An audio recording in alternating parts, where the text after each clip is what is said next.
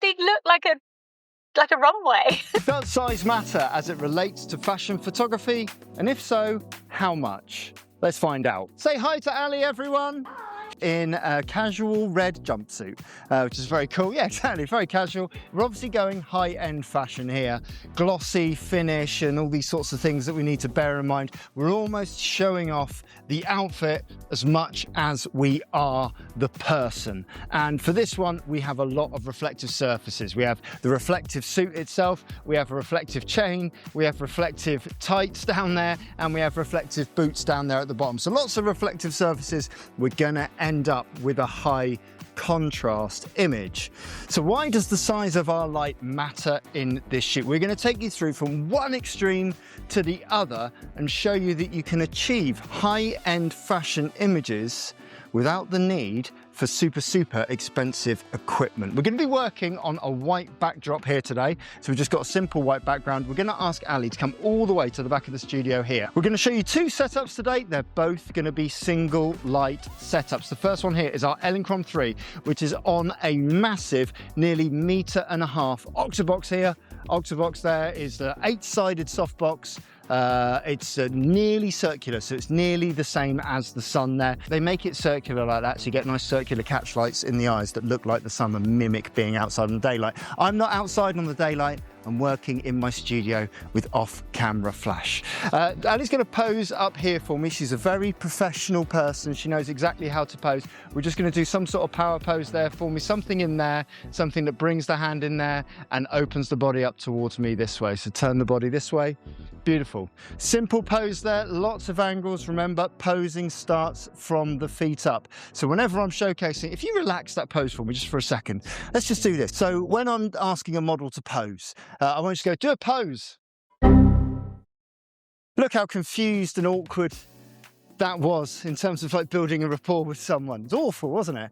So what we're going to do, she's going to kind of mimic me. And I always say posing starts from the feet up. And if you give yourself a good base, then you can work everything else around. Once the feet are in place and we start bending limbs there, then we can start bringing hands onto hips and we can start twisting hips here and we can start moving shoulders and turning heads. The triangles in here, nice triangle underneath the arm there, giving us a nice little bit of gap there, which is showcasing the back of the outfit here, and bends of the legs with the legs pointed one in front of the other so that we can see both boots, so that we're showcasing both boots there. I've set my light up there so that it's communicating with the camera. F8 ISO 100, 160th of a second.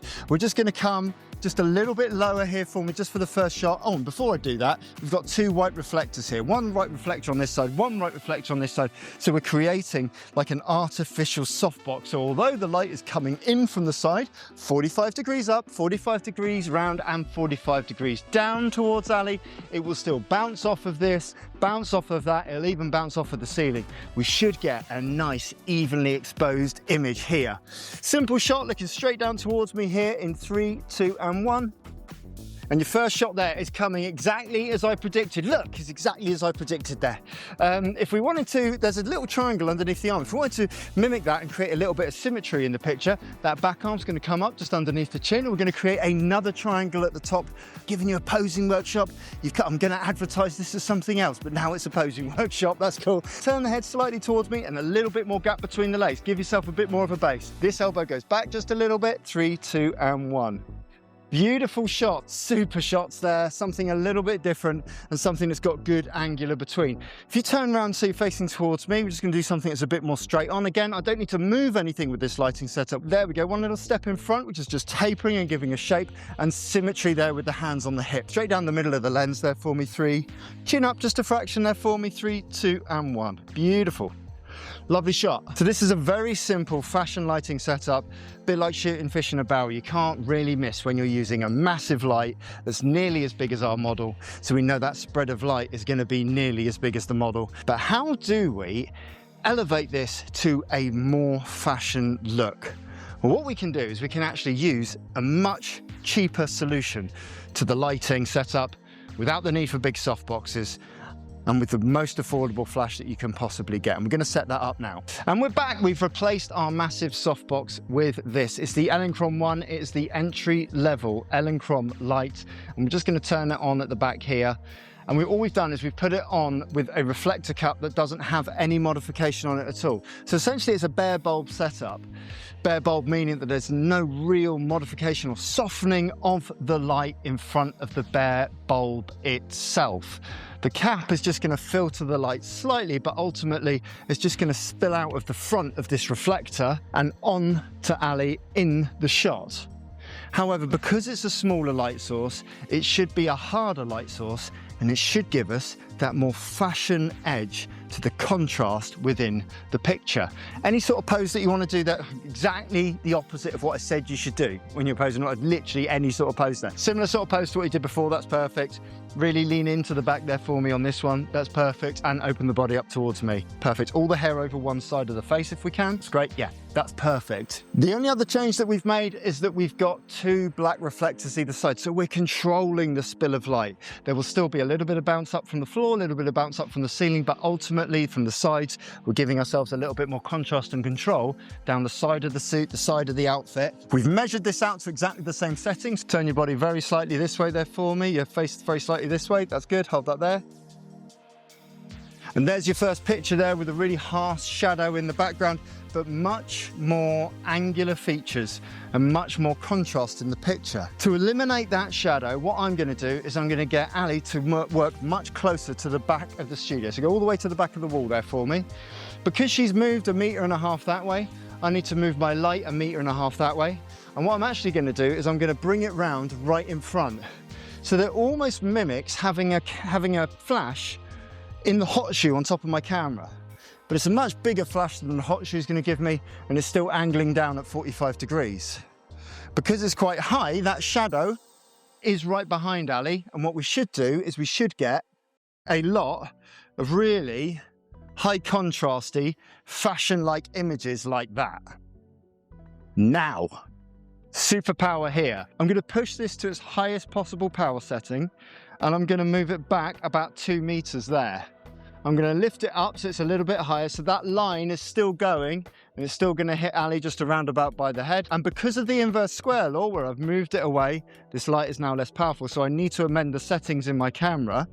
I don't want to lose too much in the aperture. I'm already around about f8. I don't want to go much wider because I want a lot of detail in the picture, a lot of depth of field. So what I'm going to do in this instance, I'm actually going to affect my ISO. I'm going to move my ISO by 2 stops from 100 through 200 all the way up to 400, increasing the sensitivity of the back of my camera. So with that light right on my shoulder here, and with me zoomed in nice and close, we should get a real high-end fashion look to the portrait with real sharp shadows compared to what we had previously. Now, because Ali's a model and she's been working with us a lot, we're going to ask her every time she sees a flash just to change the pose, and we're going to keep on that half length there on the cropping, working at around about 85mm on here. So from here at 85mm, every time you see a flash, change your pose. Go, change.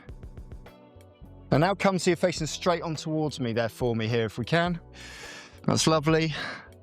That's nice, powerful, I love it. Hold that there. Cross the feet in front of you.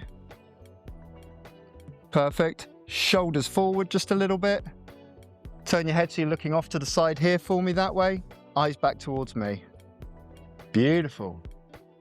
And there we have a series of high-end fashion shots, and just look at the way that it's showcasing off the outfit, but also look at the way it's really showcasing off strong facial features. And even with a small light this far away, we can still do a full-length picture if we move you closer to the back of the studio there for me. All we're going to do is we're just going to come forward as if we're stepping forward, something like that, okay? So just have a little practice for me. Let me just see. That's good. First one, just so I can see how it's working. Make sure that we're in. I'm going to go down nice and low, just so we get a nice angle on here. 3, 2, 1, go. And now looking up and above where I am here. 3, 2, 1, go. Beautiful. We've got those shadows coming down from behind, but I quite like them. They're quite nice. If we want to eliminate those shadows altogether from being distracting and coming from behind, I'm just going to move the light this way so that it's coming off and to the side, roughly 45 degrees there. And those shadows will now be falling down to the side. So when we take the full length shot, same again, we should see go. We should see a little fall off of shadows on that side, but a real fashion and really good sharpness across the face, and really good look and a really good showcase of the entire outfit there. All right. Oh wow! They look like they look like a runway. They look, right, come here, let's get that lip properly. They look like a runway. We're going to call that now the runway shoot, or whatever that means. We're just mimicking hard light sources. So the smaller the light is and the further away it is from a subject, the harder that light source is going to give you. The bigger it is and the closer it is, the softer it's going to be. But they look really cool.